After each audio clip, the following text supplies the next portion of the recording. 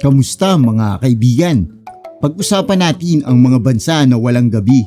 Marahil nagtataka kayo sapagkat bilog ang ating mundo at sa pag-ikot nito lahat tayo ay makakaranas ng pagsikat at paglubog ng araw. Subalit meron talagang mga bansa na kahit hating gabi na ay tirik pa rin ang araw. Alamin natin kung ano-anong mga bansa ito at bakit ito nangyayari. Dito yan sa Kinuwento TV.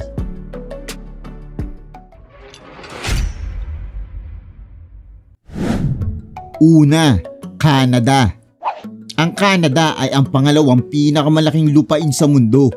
May mga ibang lugar dito na umuulan ng nyebe o snow sa ilang sandali ng taon.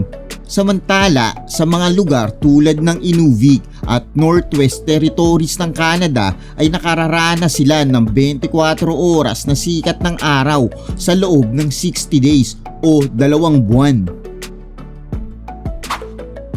Ito ay nagaganap mula May hanggang July. Kaya ang ibang mga turista sa Canada ay nalilito sa liwanag ng araw. Dahil nga sa 24 oras ang araw dito, marami kang mga outdoor activities na pwedeng gawin dito. Tulad ng paglalakad sa mga bundok, mga aktibidad sa tubig na hindi mo aalalahanin ang dilim. Ikalawa, Norway. Ang Norway ay isang bansa na matatagpuan sa Europa at ang bansang ito ay matatagpuan sa ibaba ng mga bundok sapagkat ito ay napapaligiran ng mga bundok at katubigan. Ang Norway ay kilala sa tawag na The Land of the Midnight Sun na ang ibig sabihin ay kahit hating gabi na ay tirik pa rin ang araw.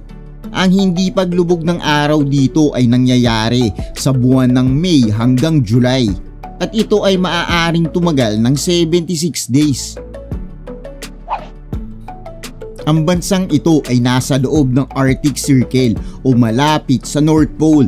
Dahil nga sa hindi lumulubog ang araw dito ay marami kang pwedeng gawing aktibidad at enjoyin ang pagbisita sa lugar na ito.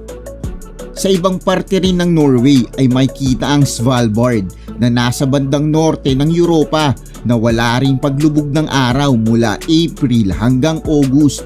Sa mga ibang buwan naman ay mayroon pa rin konting ilaw ng araw, subalit hindi pa rin nawawala ang sinag nito. Ikatlo, Iceland.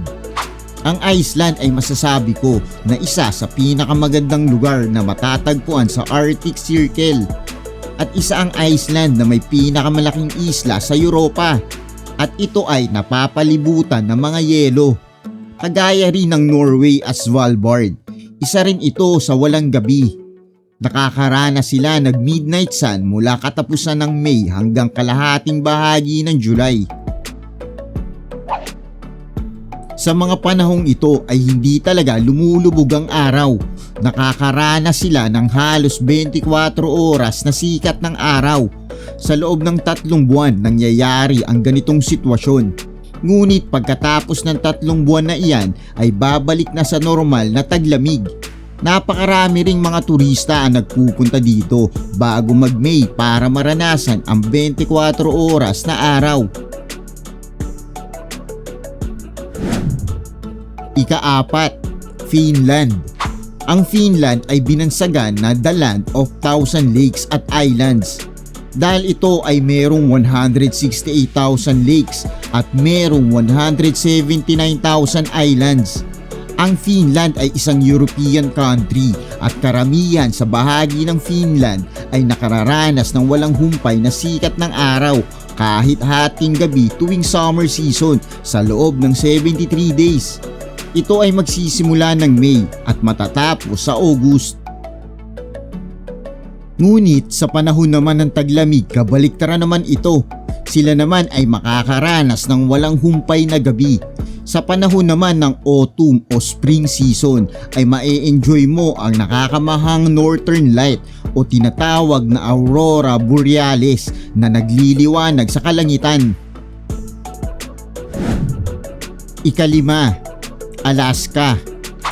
Ang Alaska ay grabe naman talaga ang taglamig dito at ito ay napapalibutan ng yelo.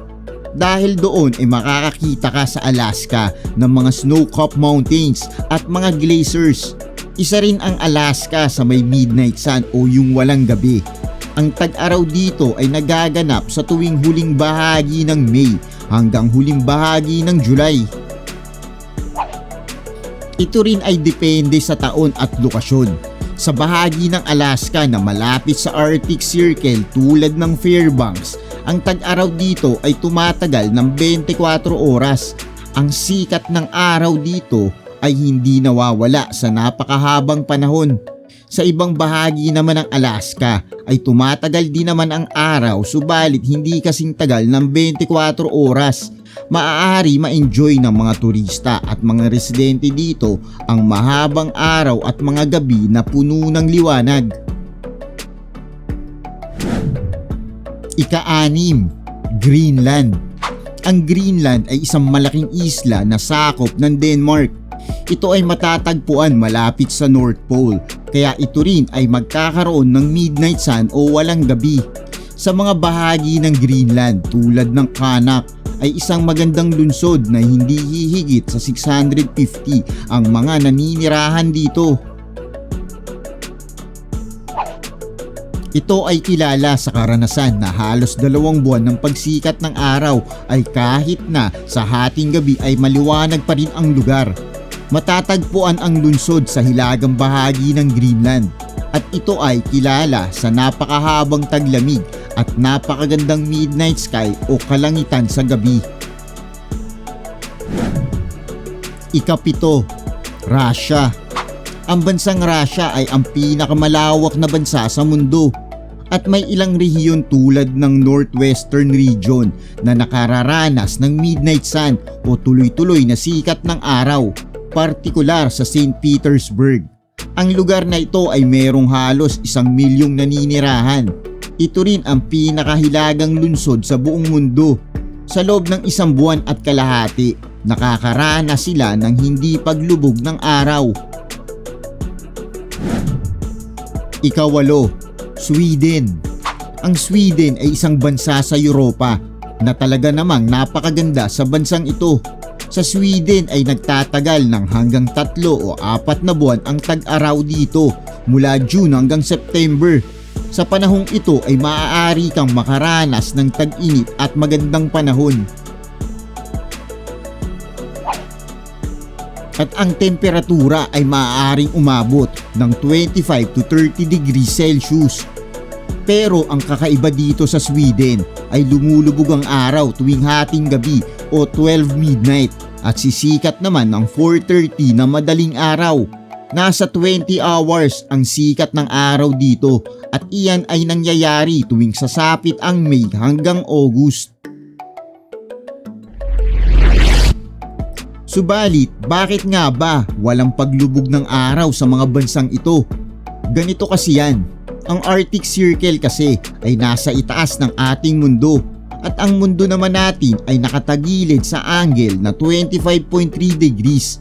At kapag ito ay umikot ay hindi nakakaranas ng gabi ang mga nasa itaas na bahagi ng Arctic Circle tulad ng mga bansa na nabanggit. Makikita mo dito na ang mundo ay nakakaranas ng araw at gabi. Subalit ang nasa itaas ng Arctic Circle ay araw lang ang nararanasan. Kaibigan, iyan ang mga bansang walang gabi. Ano ang masasabi nyo rito? Magugustuhan mo kaya o hindi kung mararanasan natin na walang gabi dito sa Pilipinas? Huwag natin kalimutan mag-like, subscribe at pakipindot na rin ang notification bell. Salamat!